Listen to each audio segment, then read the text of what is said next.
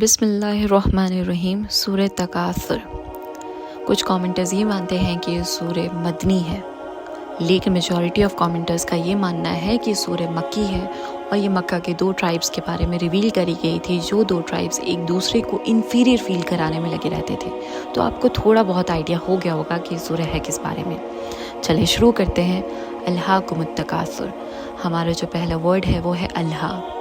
अल्हा past tense verb है। इसका origin है लहू, लाम हा वाव। लहू की लिटरल मीनिंग होते हैं एंटरटेनमेंट के। एंटरटेनमेंट मतलब क्या?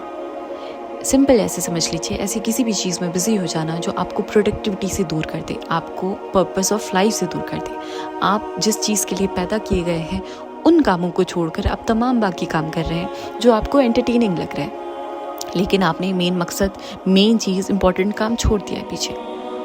खैर, जब बात आती है अल्लाह की, तो अल्लाह की मीनिंग आते हैं टू बी डिस्ट्रैक्टेड। लेकिन to be distracted from what, ये बड़ा सवाल होता है। और ये भी सवाल आता है to be distracted by what, किस चीज़ ने आपको डिस्ट्रैक्ट कर दिया, राइट?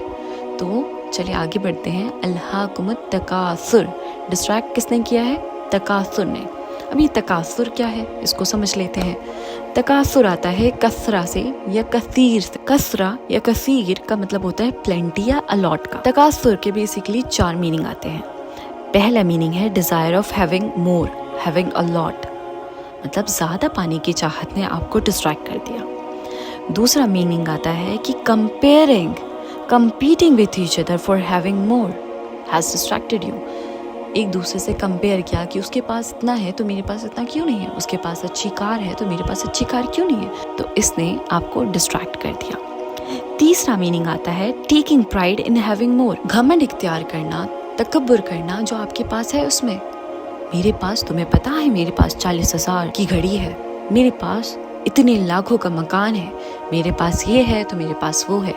चौथा मीनिंग आता है एक म्यूचुअल डिज़ायर शेयर करना, ज़्यादा पाने की चाहत में। आपको पता है, चाहे वो किसी भी कास्ट का हो, रिलीजन का हो, Hindu, Sikh, Christians, lower caste, upper caste, सब में क्या कॉमन है? सब में कॉमन है ज़्यादा पाने की चाहत।